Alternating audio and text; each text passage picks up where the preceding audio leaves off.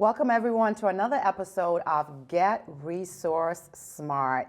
In this show, I'm putting a spotlight on all the amazing organizations that are right here in New Hampshire that are offering resources for New Hampshire residents. So today I'm really excited to have the World Affairs Council, and we're going to learn more about what they do and on an international level, but also helping us understand what's going on around the world. So today I have Tim Horgan, you're the executive director, and we also have Anise Jasman-Sayers, who's the program director. And I'm not gonna waste time because most people are probably wondering, international, New Hampshire, who are these guys? Yeah, well, we've actually been around since 1954, but really seen a lot of growth over the past 10 to 15 years. Going from an organization of about $100,000 a year to now around 350, 4 full-time staff members and 1 part-time. And really what we're trying to do here in the state is to help people better understand what's going on around the world. Obviously with things like the global pandemic, with the war in Ukraine, with global supply chains being snarled around the world, there's a lot that goes on that impacts us in our daily lives, whether we see it or not. And so we're really trying to give people the opportunity to meet with, to explore, to discuss, to have conversations around what is driving the world today and what they can do to get involved, from simple things as clicking on more articles about global affairs, to meeting with our international visitors, which we'll talk more about in a little bit, or talking to their congressional delegation about what they'd like to see the U.S. government do abroad in their name. Because everything that the U.S. government does reflects on us as Americans. Yeah, at the end of the day, we're not alone, right? The only country is not the U.S., right? We got to remember that there are other worlds around us. And not only that, we are also very cultural, right? We have citizens that are coming in from different countries. So, but why is it important? Why now more than ever is it important that we are more aware of who we are here in New Hampshire and our relationships with other countries? Sure. So as you mentioned, New Hampshire is actually more global than it was even 10, 15 years ago. We see a lot of in-migration and immigration of people from around the world to this state. I was just at an event up at Plymouth State University, and it was on foreign direct investment here in the state. So businesses from around the world are coming, and about 8% of our economy and the jobs in the state are directly funded through foreign direct investment. So having the opportunity to understand who our new neighbors are, whether they are moving here for jobs or they are moving here as refugees or as immigrants, it's important to understand where they're coming from, who they are, and what is driving their issues and what is driving them to come here. Because if you can't understand where someone is coming from, how are you going to understand who they are as a person? Right, that's a good point. And Anise, let's get you in this conversation. So tell me a little bit about what you're doing with the organization. So I manage our international programs. I have 2 exchange programs I run, International Visitor Leadership Program and Open World Leadership. And these programs are so unique, and the fun part of the council, honestly, these individuals are nominated at embassies to come to the U.S. on a 2 to 3 week journey, visiting anywhere from 3 to 6 states on professional topics.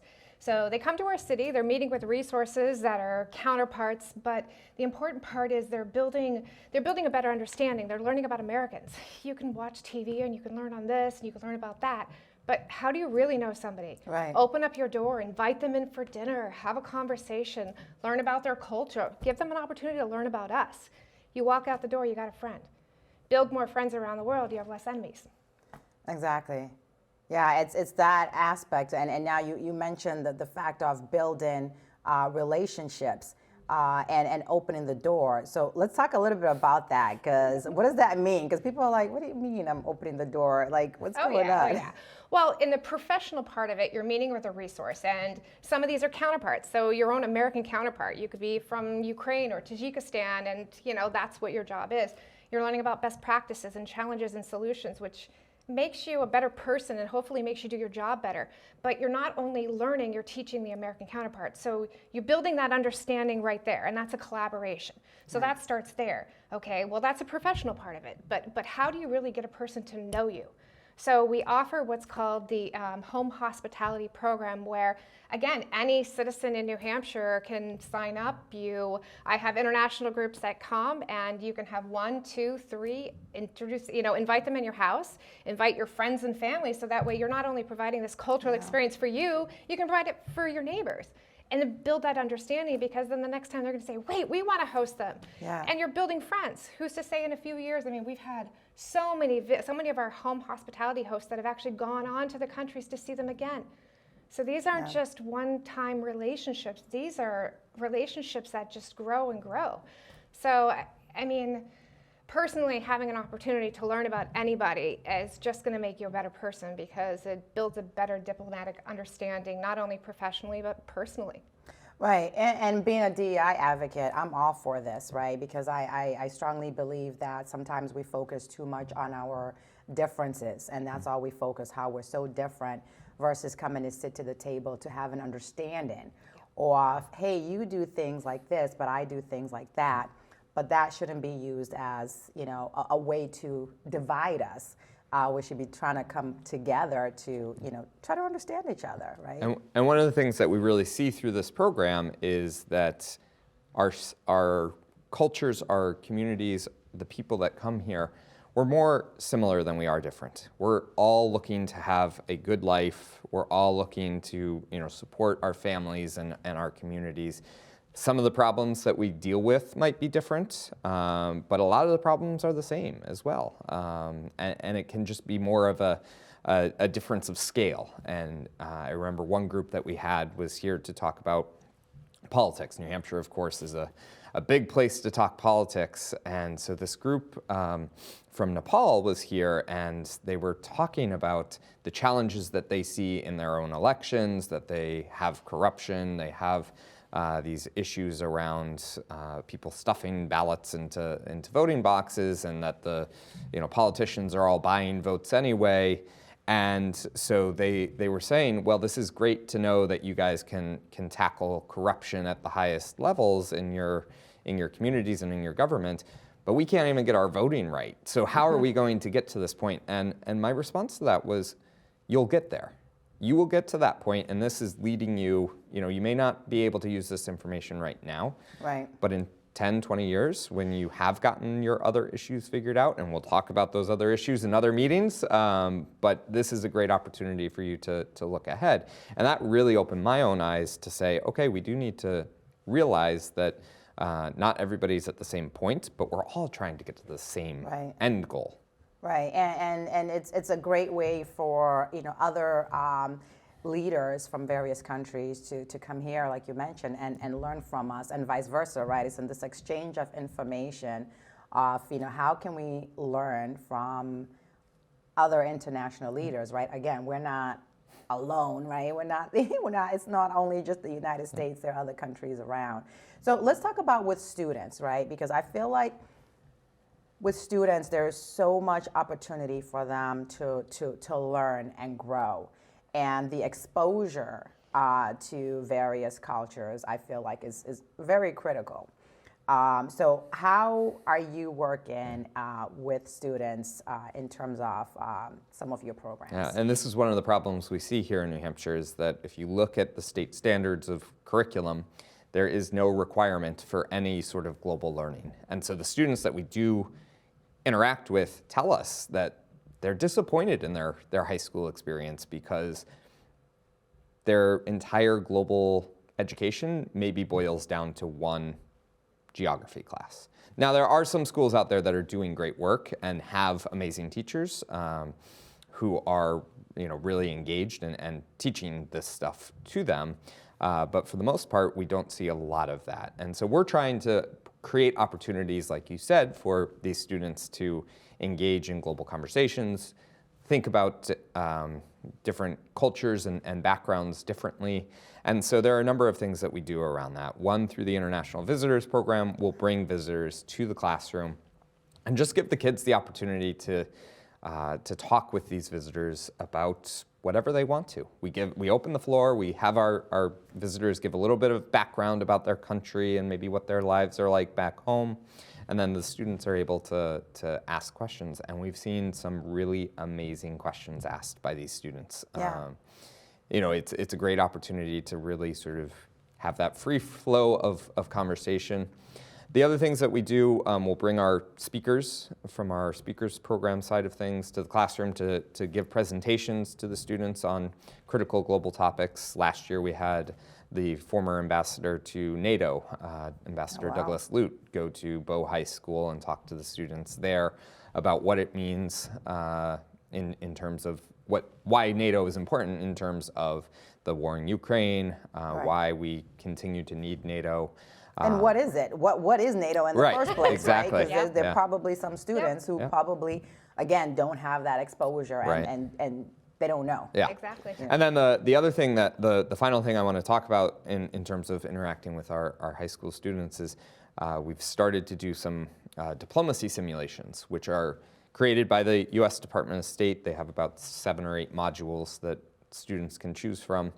And it was amazing to bring this into the classroom and see the engagement of the students. They picked the crisis in Somalia from 2009 to go through that process of what it looks like to be a representative of the UN, to be a representative of a government, to be a representative of a nonprofit that's working there.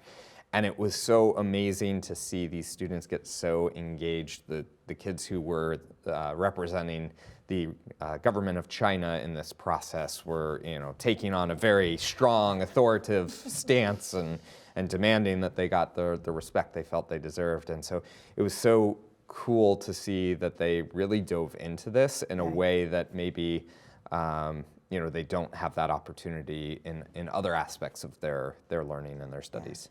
And is there kind of like a global ambassador program for students here in New Hampshire where? It's something we're looking at. Okay. We have had a lot of turnover in our education coordinator position, as a lot of schools have seen as well.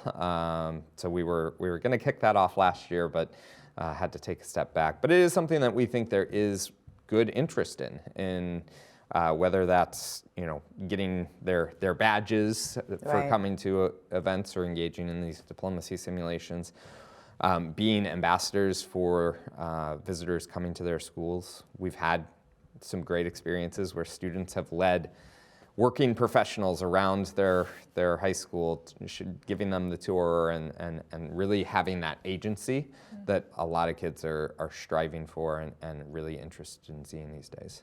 No, that's great. And as a program director, what programs are you currently working on that you would love to feature so that everybody in the state can get more involved? Yeah, so my bulk of everything is the International Visitor Leadership Program. As I said, it's about 95% of what I do.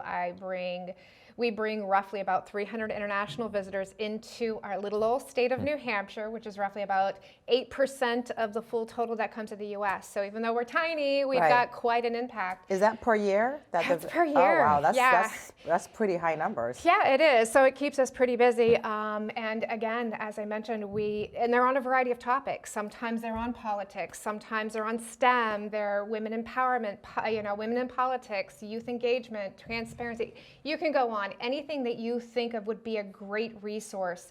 We have provided opportunities for these international people to come here to learn about organizations. I just had a group from Tajikistan on youth development, and they met with so many great organizations. Manchester Police Athletic League was one of their favorites because their perception of police in their country, they're terrified of them. And this organization are taking these police officers who are volunteering their time to work with inner city kids to build that better understanding. And it's seeing these programs in action that they're able to take these ideas back to their country and go, okay, well, maybe we need to rethink some things. This is a great idea. Right. So, as I said, we host 30 to 50 groups depending on the size. Some of them are tiny of a single person. Some of them have 21 people. I had an amazing group from Latin America on ending gender-based violence last year.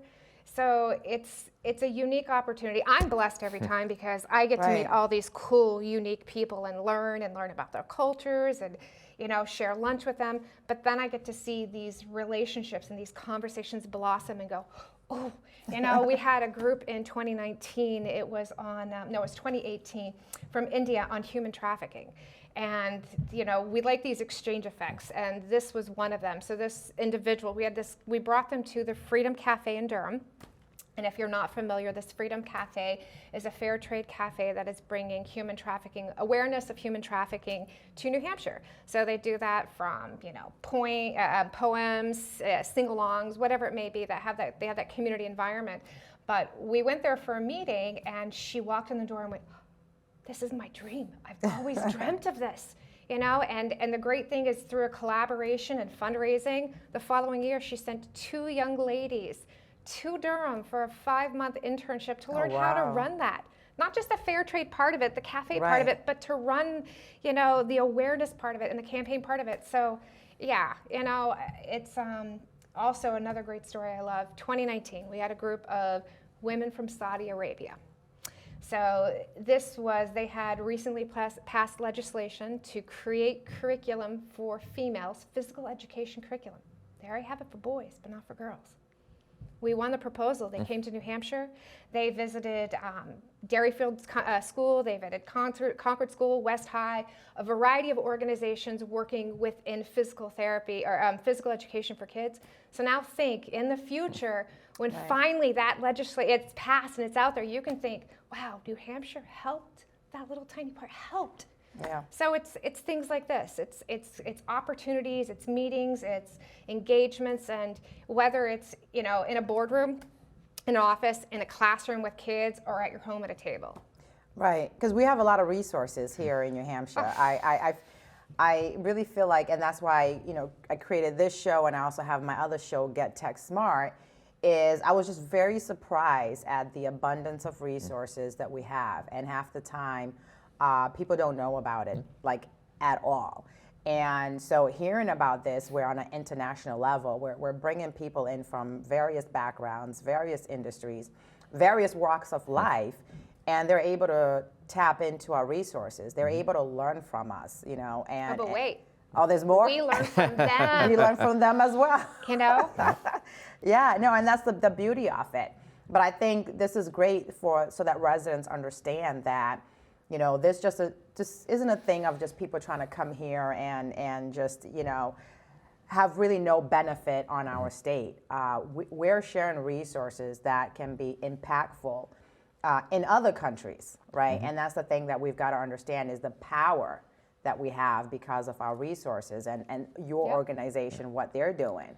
And I think it's a great example of what we call citizen diplomacy. Yeah. It is the opportunity to share what the U.S. is really like. A lot of people have trouble thinking of ways that they can help solve issues around the world. It seems too big a lot of the time. And so being able to meet with a group from Pakistan to talk about gender-based violence, or one of the really interesting ones we've done has been on Hague abduction cases.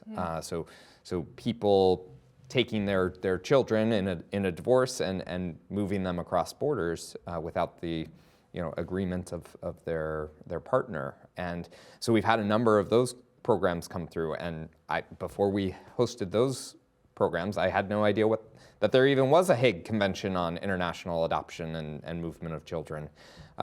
So, you may not think of your work as being international, or you may not think of yourself as touching the world, but these types of engagements give you that opportunity to leave your mark and have a say in what the future of the world looks like.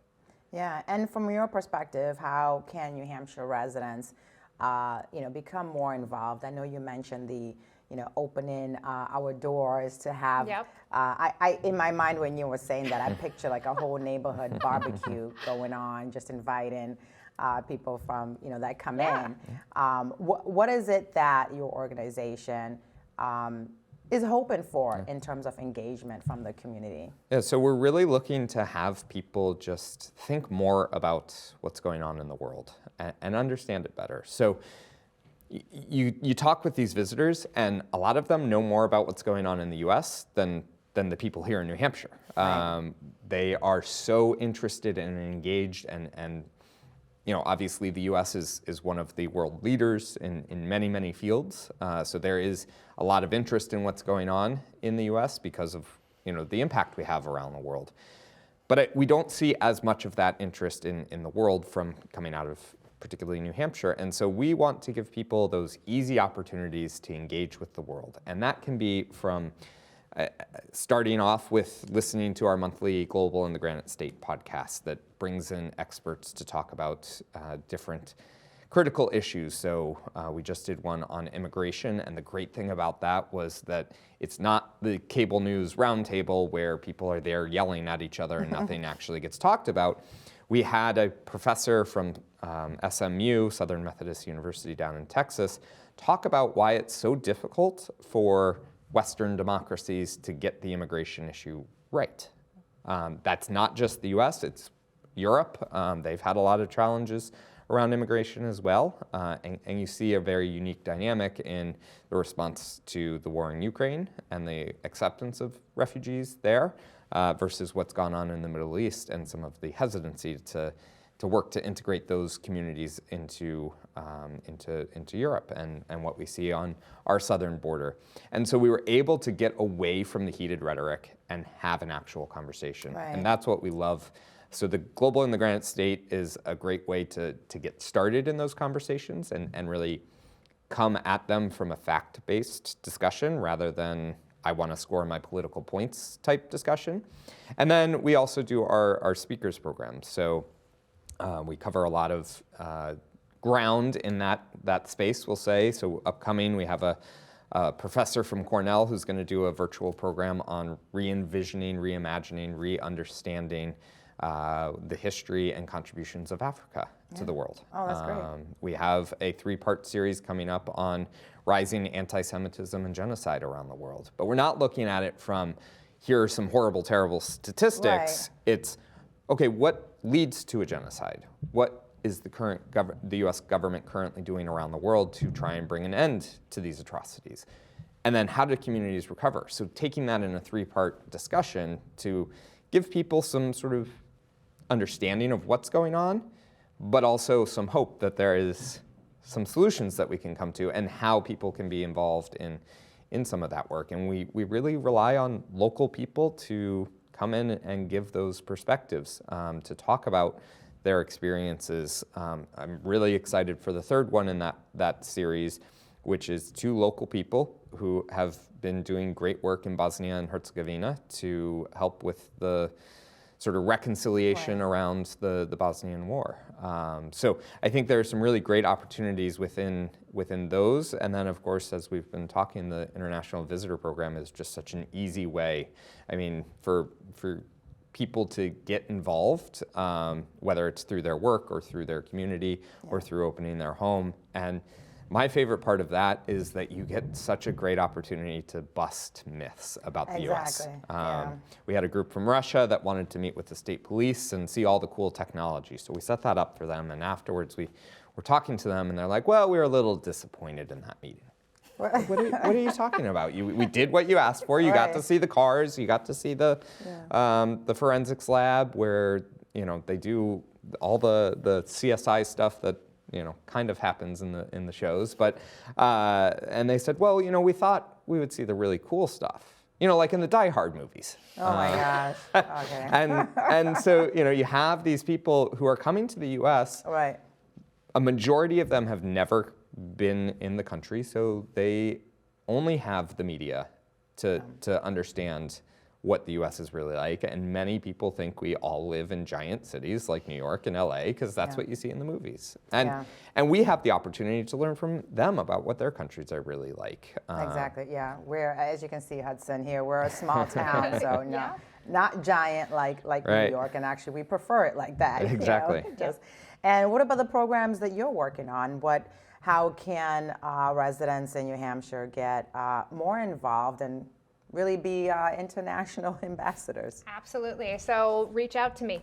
Jasman@wac@h.org. I can easily talk to you about all the opportunities. In reference for home hospitality, I want to break a myth. You don't need a big home. You can have an apartment. It can be a single table. It could be one person. You could be on a budget. So anybody and everybody, and it can be that community barbecue where the whole community comes together.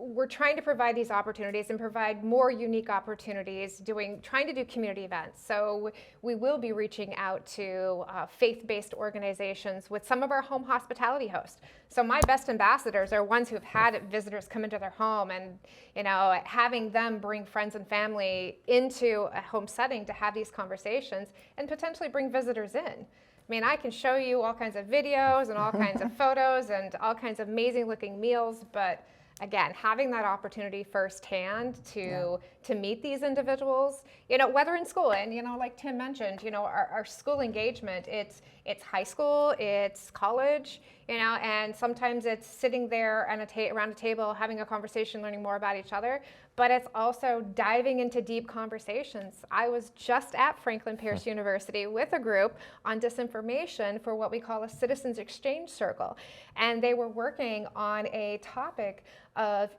how can we build a better community, and how can an individual be a better ambassador to disinformation, to breaking the myths of disinformation, and to see these professionals from Indonesia and these college students thinking of these ideas, breaking myths.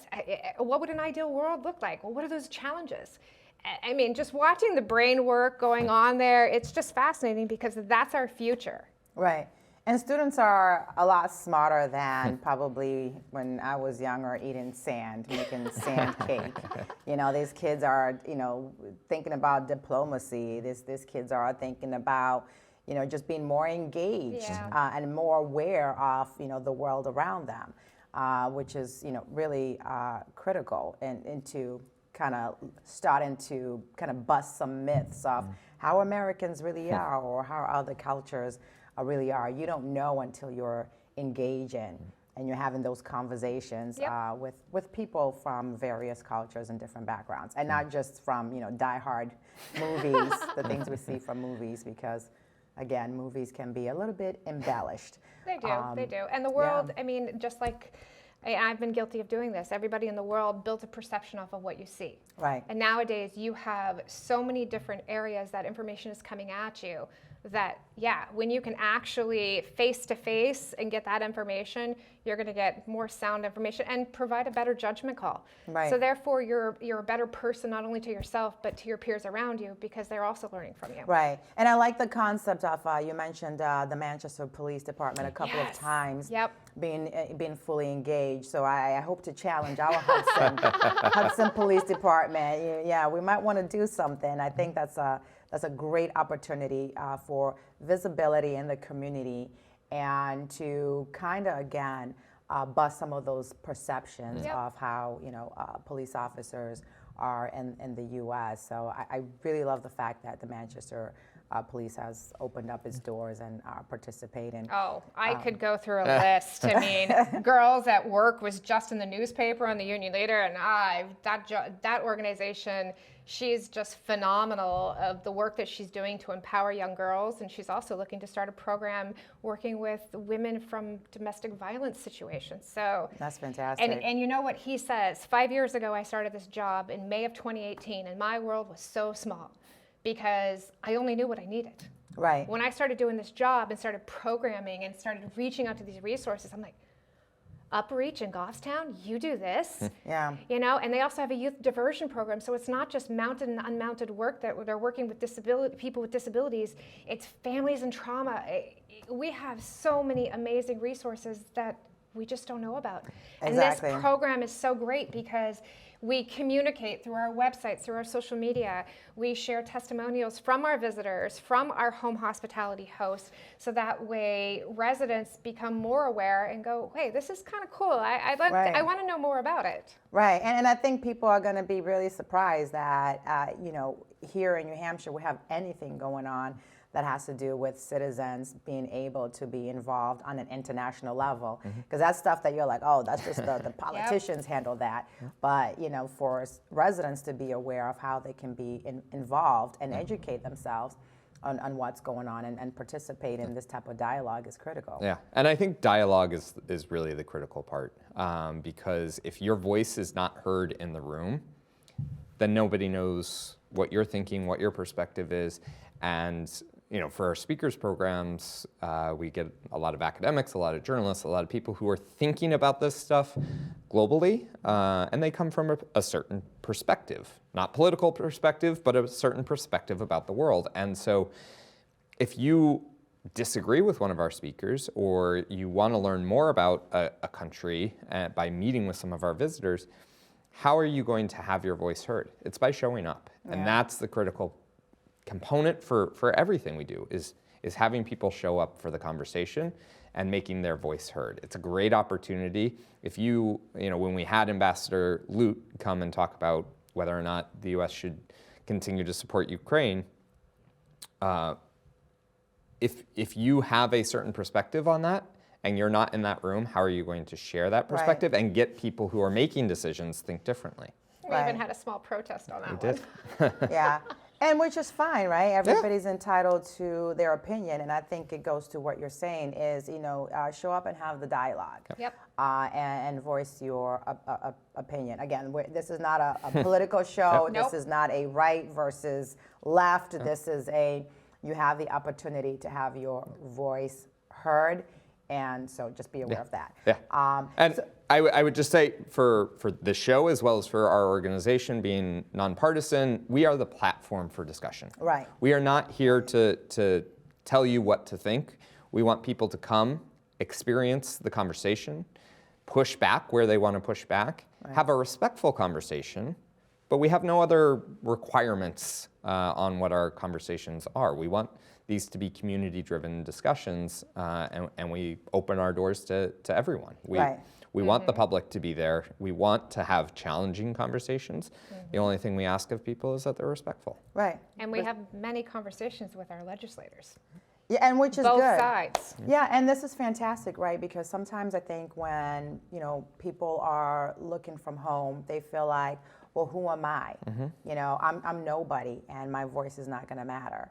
And there's kind of like, sometimes it feels like, our legislators and that we don't have access to them, right? Sometimes it feels like that. So to know that you guys, kind of facilitate some of these discussions, and it's open door for residents right here in Hudson and other communities in New Hampshire, is really critical to know that you do have a voice. So what else should we make sure we highlight before we wrap this episode? WACNH.org. Yeah. Finding us, I would say, is a definite. I think, we've covered a lot of our great highlights. Yeah, I think one thing to just really note is that we are a community-driven organization. We are here for the people of New Hampshire. We are trying to reach as many people as we can because we do think this is critical for people to be thinking about. Again, whether or not you want to think about the world, whether or not you want to engage with the world is going to engage with you. Right. The world is going to send a pandemic your way. It's going to, we were talking about online shopping before we got started. The supply chain is important, and it is global. If you want your Amazon Prime to be showing up in 2 days, you've got to have a strong functioning supply chain. And so there are a lot of conversations to be had out there, a lot of relationships to be built out there, and making sure that you are involved in that, whether or not, again, you think, oh, I don't have anything to share on this. Well, show up, see what you hear. It might spark an idea for you, and it might spark a question that either a lot of people have and you are the person to actually ask it, or it may be a question that no one's ever thought of, that's going to change a conversation and snowball. And at the very least, by showing up and having the conversation at our speakers program or meeting an international visitor, you're going to be able to talk to your friends, your neighbors, your community members from a fact-based position. We are here to provide you with information. Information is power, and that's what we want people to really come from and sort of seed these conversations, so that when someone comes to you and says, oh, well, I know this about Somalia, you can say, no, actually, I've met someone from Somalia. Right. And this is what they're experiencing. Right. It's not secondhand, it's not filtered through whatever media source you're coming from. It is direct firsthand experience with that respectful conversation. Yeah. Do you ever get recommendations from the community that says, hey, we would love to learn more about this country. Can you bring visitors from this country? Not countries so much, but topics certainly. Okay. We have a number of people who have learned about our international visitor program and said, oh, I'm super interested in meeting with anyone who's working within my field to share those best practices. We have had, I guess, some of our home hosts say, oh, I'm really interested in this country. Anytime you have a visitor from there, please let me know. I would love to host them. We've even had a home host who knew she was going to South Africa, and this is one of our great stories we love to tell. And so we happened to have a group coming from South Africa a couple months before she left for her vacation. She met with them in her home, invited them over for a home hospitality dinner. They were government officials. Oh, wow. And so one of them was actually a member of parliament from South Africa. And when our home host went over on her vacation, she met up with this member of parliament, just wanted to chat and catch up and see any recommendations she may have. And she said, oh, you know what? Our president is getting married. Oh, my goodness. You want to come? Oh, wow. So she got to go to the wedding of the South African president that's and amazing. see, heads of state and international celebrities in a way that she never would have if she hadn't just of course not. opened I'm her sure home. people are like, what was that? Yeah. Yeah, and for anyone who has a kid at home, we had one person reach out to us and say, my daughter is going to Argentina and study abroad, going to this one specific school. Do you happen to know anyone in Argentina that we could connect with and just sort of learn a little bit about the country before she goes? And I went through our database, and we had just within the past couple months, I had hosted a person from that exact university. Wow. And so we were able to connect those That's two. amazing. And I'm happy you mentioned this, because most people probably didn't even think that you could actually call or email and find out this information, or have access to be able to speak with people who are. I'm shocked right now that the person went to the wedding. But so what are some of the high level people that are coming in? Because that's good to know that people can actually have access to world leaders, apparently, from other countries. so, you're talking as far, to community workers, to governors, to parliament members, governors of Papua New Guinea we had in 2019. That was a very high profile case. 2021, we had 3 members of parliament from Ukraine. I can say that we love to say that over 500 alumni have gone on to become heads of states in foreign countries. Wow. Most notable, Margaret Thatcher, Tony Blair, and the Prime Minister of New Zealand. So it kind of just gives you a perspective. And these are individuals. I mean, I just had a group this is a rule of law group, and this gentleman was from Madagascar, and he got the email saying that he was nominated. So again, this is what's super cool about the international programs. They cannot apply for it. They are nominated. Somebody at the embassy level saw some value out of that person, no matter what their economic state is, to participate on this program. Wow. That is what I think is fascinating. So these people come honored. He got this email and he's like, yeah, it's a joke. And he starts Googling. He's like, oh, wait, that's a real name. That's a real name. Right. Wait a minute, this is real. And then the realization of, wow, the honor of getting to go to the United States. This is how all these visitors are. Right. They come into our country with perceptions that they've had, and some of them are confirmed, many of them are blown, but then they're like, wow, you guys are really warm and friendly and welcoming, and it just rounds everything out. That's fantastic. I think that's a great opportunity for, again, residents to be more internationally woke, for lack of a better word. Yes. Any other thing before we close out? I just want to make sure that we highlight all the amazing things that can. Well, I'm going to do a resource call out. So if you have an organization, work for a government entity within the state of New Hampshire, I haven't contacted you, you've got value, please reach out. Right, networking. Yeah. I love Networking it. is huge, but I think highlighting everything that we do, Yeah. our mission, our speakers programs, our podcast, our academic world quest, Right. our international exchanges, just as a whole, as an organization, we are looking to engage with you. Right. You people in the community, Yes. all us residents Yes, you. have the ability to engage and volunteer to be speakers and make a difference. Or even volunteer alongside. Yeah. We do volunteer activities. I've had groups over at the homeless shelters. Oh, nice. Cleaning and feeding. You hear that? Down in Nashua at the soup kitchen, prepping meals for school kids.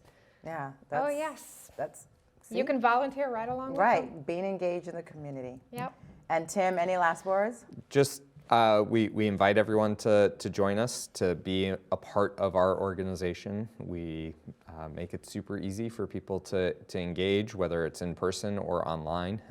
We want as many people to understand and realize that the world does matter to us, that no matter how much we may try to stay away from it, Right. it will impact you, and it's your choice whether or not you want to be well prepared for the future, or to sort of fumble your way through the dark, if Right. you will. Well, I hope you guys come to the light. Okay, we are a part of the world, and as Tim mentioned, the world is not going anywhere.